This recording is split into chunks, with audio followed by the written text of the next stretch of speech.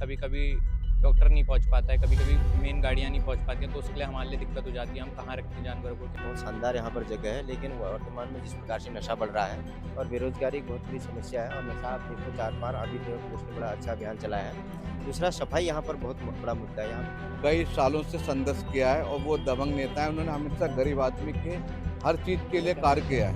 हल्द्वानी में नगर निगम चुनाव को लेकर हलचल काफ़ी हो रही है और भले ही ठंड का मौसम है, तापमान लगातार नीचे गिर रहा है, लेकिन जो राजनीति है वो काफ़ी गर्मा गई है, क्योंकि अब आरोप और प्रत्यारोप का सिलसिला भी शुरू हो गया है।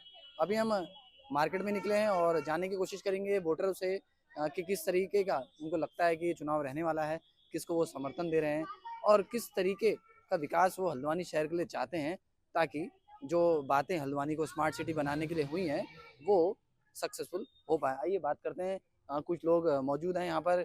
किस तरीके से देखते हैं चुनाव है, अंकल चुनाव है, किस तरीके से देखते हैं, किस तरफ को जाता हुआ दिख रहा है? अभी तो मेरे हिसाब तो अभी तो खुल के तो कुछ नहीं बता सकते, लेकिन अभी शायद दोनों तरफ मुझे कांटे की टक्कर लग रही अच्छा, है। और क्या क्या लगता है आपको कि जो विकास है शहर का किस तरफ जाना चाहिए और क्या क्या चीजें होनी चाहिए थी नहीं हुई है और क्या क्या चीजें हुई है? मेरे हिसाब से तो यहाँ हल्द्वानी शहर का सब लोगों को क्या कहते हैं लेके मतलब ऐसा डेवलपमेंट होना चाहिए। और ऐसा है कि कोई भी क्षेत्र में कि मतलब नालियाँ हो गया, और क्या कहते हैं तुम्हारे सफाई सफाई व्यवस्था होनी चाहिए, और क्या कहते हैं मतलब इन चीज़ों का मतलब बढ़िया तरीके से मतलब अच्छी तरह से होना चाहिए, इनका विकास होना चाहिए ना। और जैसा कि हल्द्वानी जो है कुमाऊं का द्वार है हाँ जी। और अधिकतर हम सभी लोग इसी रास्ते का प्रयोग करते हैं, हाँ, तो उसको लेकर क्या लगता है आपको कि देखिए इसमें तो है मेन समस्या तो यहाँ अतिक्रमण की है। तो ऐसा होता है, पर क्या कहते हैं ये शहर का गेट ऑफ कुमाऊं है। हाँ, तो मतलब अतिक्रमण मुक्त होना चाहिए, जी, मतलब कि हर मतलब गाड़ियों को आने जाने के लिए, और मतलब फुटपाथ क्लीन होने चाहिए। जी, तो क्या कहते हैं मतलब आम आदमी को इससे मतलब परेशानी नहीं होनी चाहिए। Okay, okay. सर आपका क्या कहना है कि किस तरीके से अभी अच्छा, आप अंकल? काठगोदाम। तो क्या लगता है आपको कि चुनाव है और किस तरफ को जा रहा है और जो भी है? अभी तो दोनों तरफ ही है, हाँ, झुकाव चल रहा है। अभी वो तो बाद में पता चलेगा। लेकिन आपको क्या लगता है कि क्या होना ज़रूरी है? और विकास के लिए हाँ, विकास तो हो रहा है, हल्का हो रहा है। जी। उतना जितना होना चाहिए उतना नहीं हो रहा है। तो क्या-क्या कमी आपको लगता है कि रही है? कमी सफाई वफाई की यही ज्यादा कमी, मेन तो ये छोटी मोटी कमियां होती हैं। जी, बड़ी कमी तो चल ही रहा है काम रोड पे। ओके। और जो अतिक्रमण शिक्षा के स्तर पर बात की जाती है उसको लेकर शिक्षा के स्तर पर तो सही है। सही है? और जो क्योंकि आप इससे पहले भी कई चुनावों में का हिस्सा रहे होंगे, हाँ वो तो तो रहा हूँ। तब से लेके अब तक क्या वादे होते थे और क्या वादे अभी भी लगे लगातार रह रहे हैं? पूरे नहीं होते हैं। जी, तो क्या-क्या आपको याद आता है कि ये वादा तो अरे 10-20 साल पहले, 12 साल पहले भी हुआ था लेकिन अभी तक हुआ नहीं? अब कुछ हो रहे हैं, हाँ, पहले नहीं हुए थे, हाँ, और कुछ नहीं हो रहे हैं। जी, ये ऐसा भी है। जी, ये है। बाकी तो क्या, सही है, सही चल रहा है। अब जो होगा आगे देखा जाएगा। जी। हाँ। देखिए कुछ लोगों ने अपनी प्रतिक्रिया दी हमें और हालाँकि अभी भी खुल के बोलने को तैयार नहीं है, क्योंकि हाँ, शायद ये है कि वोटिंग एक गोपनीयता का एक आधार है और शायद इस वजह से लोग खुलकर नहीं बता पा रहे हैं। तो किस चुनाव चल रहा है भैया, किस तरीके से देखते हैं, क्या लगता है और चुन क्या-क्या चीज़ें हुई हैं? मुझे लगता है कि दोनों में काफ़ी कंपटीशन होगा, हाँ, और दूसरा जो है जो अच्छी बात है। हाँ, और तो अच्छी बात है, और हाँ, दूसरी बात ये है कि हल्द्वानी एक कुमाऊँ द्वार है, हाँ, बहुत शानदार यहाँ पर जगह है, लेकिन वर्तमान में जिस प्रकार से नशा बढ़ रहा है ओके, और बेरोजगारी एक बहुत बड़ी समस्या है, और नशा आप देखो चार पार अभी जो है पुलिस ने बड़ा अच्छा अभियान चलाया है। दूसरा, सफाई यहाँ पर बहुत बड़ा मुद्दा है। यहाँ पर आप पार्कों को देखोगे या कई जगह आप जो जो भी गंदगी है, अगर उसको ठीक तरीके से साफ किया जाए तो बाहर के जो पर्यटक लोग हैं, अन्य लोग हैं, आने में उनको सुविधा होगी और यहाँ पर के लोगों को रोजगार बढ़ेगा। और मुझे लगता है कि ये दो चीज़ बहुत बड़े मुद्दे हैं। हालाँकि इस पर भी कोई चर्चा नहीं हो रही, जितनी भी राजनीतिक हम चीज़ें देख रहे थे, अलग-अलग प्रकार से दोनों में चर्चाएँ हो रही हैं, और कड़ी टक्कर होगी मुझे लगता है, और जीत तो गजराज सिंह बिष्ट जी की होगी मुझे लगता है। अच्छा, और जो मुद्दे आपने बताया मुझे पहली बात बहुत अच्छा लगा कि आप बहुत अध्ययन करके बैठे हुए हैं मैं और भी चैनल से काम करता हूँ और अच्छा, इसी से बात करता हूँ, तो इसीलिए आप लोगों को देख के मुझे ऐसा लगा, हाँ, और आप यह लोगों की राय जान रहे हैं तो बहुत अच्छा लगा, और अन्य लोगों की भी आप राय जानें, और मैं समझता हूँ कि चैनल के माध्यम से पहुँचे। और मैं चिंतित इस विषय पर हूँ कि मैं जो अभी सोशलिज्म वर्क करता हूँ, हाँ, तो जो जिस प्रकार से नशा फैल रहा है देखो नई युवाओं पर, जी, और ये बड़ी बात ये है कि जितने भी हमारे राजनीतिक जो लोग अभी टिकट पर लड़ रहे हैं, इस मुद्दे की चर्चा ही नहीं हो रही है। पता है, वो दूसरा मुद्दा चल रहा है, तीसरा मुद्दा, और एक अतिक्रमण भी बहुत बड़ी समस्या है, जिस प्रकार से आप मनभुलपुरा को देख रहे हैं या अन्य जगह पर देख रहे हैं। तो मुझे लगता है कि जो अतिक्रमण है उसको तो कोई भी जस्टिफाई नहीं कर सकता। इन मुद्दों पर जो है चर्चा हो, चुनाव हो तो भारतीय लोकतंत्र के लिए भी अच्छा है। हालाँकि इस प्रकार के मुद्दे कोई चल नहीं रहे, मैं जो देख रहा था। आजकल के अधिकतर समय में क्या चलता है, नशा और पैसे से ही जो चुनाव को जीत लिया जाता है। ये भी आप भी जानते हैं और हम भी जानते हैं। तो जो बड़ा दुर्भाग्य है हमारे देश के लिए, मुझे लगता है इन विषयों का पर चर्चा होनी चाहिए, जो मुद्दे आप उठा रहे हैं। तो और प्रतिनिधियों तक इस बात को पहुँचना चाहिए, उनको एहसास होना चाहिए कि हमारा जो आम जनता है वो क्या सोचती है करके।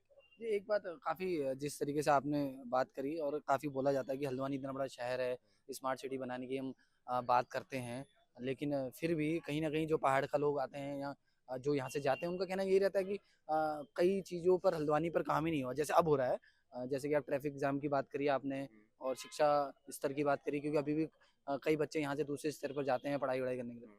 मुझे लगता है कि आपने शिक्षा का सवाल पूछा, कभी आपके चैनल से भी मेरा निवेदन है कि कभी प्राइमरी स्कूल में चल के आप देखिए, कितनी क्या बुरा हालत है। तो ये शिक्षा का क्षेत्र तो काफ़ी खराब है, जितना भी इंग्लिश मीडियम के बच्चे पढ़ें, जो गरीब बच्चे हैं, उनको शिक्षा पूर्ण रूप से मिल नहीं पा रही है। आप भी अब देखें और मेरे से आपसे निवेदन है भी कभी जो है आप स्कूल में जाकर के स्तर को देखिए आखिर कितनी समस्याएँ हैं।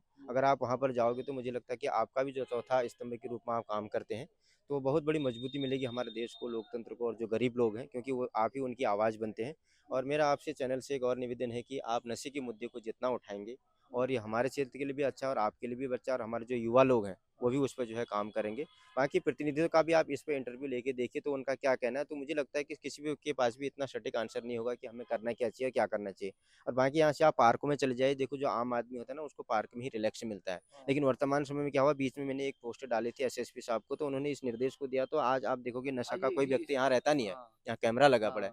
यहाँ पर ऐसी स्थिति थी, हमारे पहाड़ के 2 आदमी को लूट लिया था, पता है? उसके बावजूद मैंने उस पोस्टर को डाला और उसके बाद आज कार्रवाई अभी में पुलिस वाले भाई लोग जा रहे थे, तो मुझे देख के बड़ा अच्छा लगा कि जो आम आदमी है वो फ्री रूप से, निःशुल्क रूप से यहाँ पर घूम सकता है।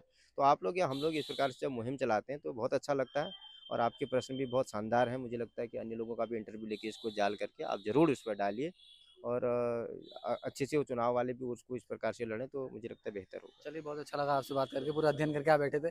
देखिए कई बार अभी थोड़ी देर पहले हमने आपको बताया कि कई लोग कैमरे के पीछे बोलते हैं, कई लोग कैमरे के आगे नहीं बोलते हैं। लेकिन जिन भाई साहब से हमने बात करी उन्होंने खुद बताया कि वो लगातार हल्द्वानी की जो समस्याएँ हैं उनको उजागर करते हैं, उनको पढ़ते हैं और इसी वजह से उन्होंने एक शानदार तरीके से एक पूरी रूपरेखा तैयार करी। अभी कोशिश करेंगे, अभी संजय भैया से मैं बोलूँगा कि थोड़ा कैमरा रोक दें क्योंकि यहाँ पर भीड़ नज़र नहीं आ रही है। मार्केट की तरफ चलते हैं, देखते हैं कि क्या कुछ नया मिलता है, क्या कुछ लोग नए बोलते हैं। देखिए चुनाव की बात करें तो एक युवा है हमारे साथ, उनसे पूछते हैं कि किस तरीके का माहौल हल्द्वानी में नज़र आ रहा है और किस तरफ जा रहा है? आपका नाम क्या है? हर्षित। किस तरफ लग रहा है कि चुनाव एक तो चुनाव का माहौल है और शायद आप पहली बार वोट डालेंगे नगर निगम चुनाव को लेकर। तो कितना उत्साहित है और किस तरफ जाता हुआ दिख रहा है और क्या-क्या मुद्दे हैं? शायद तो ठीक है क्योंकि बीजेपी कार्यकर्ता लगे पड़े हैं। लग रहा है कि बीजेपी का ही सपोर्ट है ज़्यादा, बीजेपी जीत सकती है।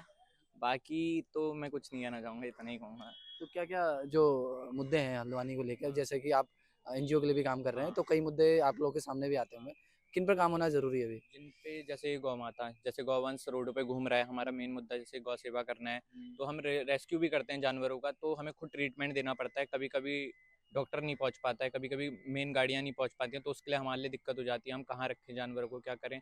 तो ये चीज़ें हैं बहुत कि इस पे थोड़ा सुधार देना चाहिए कि ये चीज़ें सुधरें और गौवंश के लिए थोड़ी सी रहने और खाने के लिए तो जगह होनी चाहिए, जो हमारा मेन मुद्दा है। सर गजराज सिंह बिष्ट के सपोर्टर नज़र आ रहे हैं आप। क्यों सपोर्ट कर रहे हैं? क्या मुख्य कारण है बीजेपी को सपोर्ट करने का? सर मुख्य कारण ये है, गजराज बिष्ट जी कई सालों से संघर्ष किया है और वो दबंग नेता है। उन्होंने हमेशा गरीब आदमी के हर चीज के लिए कार्य किया है, हर चीज गरीब वर्ग का, सामाजिक वर्ग का, व्यापारी वर्ग का और हर चीज के छोटे से लेके बड़े कार्यकर्ता का सबका सम्मान और सबका मतलब साथ दुख में साथ खड़े हुए हैं। इस मारे हम गजराज बिष्ट जी को उनका समर्थन करते हैं और हमेशा करते ही रहेंगे। क्या लगता है आपको कि पिछले 10 सालों में बीजेपी के काम हुए हैं यहाँ पर? क्योंकि आप समर्थन की बात करें तो आप ही से पूछ लेते हैं क्या-क्या आपको लगा है? बीजेपी के शासनकाल में बहुत अच्छे काम हुए हैं। शहर का बहुत अच्छा संपूर्ण विकास हुआ है, जो 70 सालों में नहीं हुआ वो बीजेपी के शासनकाल में मतलब इतना अच्छा विकास हुआ है शहर का कि आज हमारा जो है हल्द्वानी नगर है वे दुनिया के नक्शे में जोड़ा जा रहा है।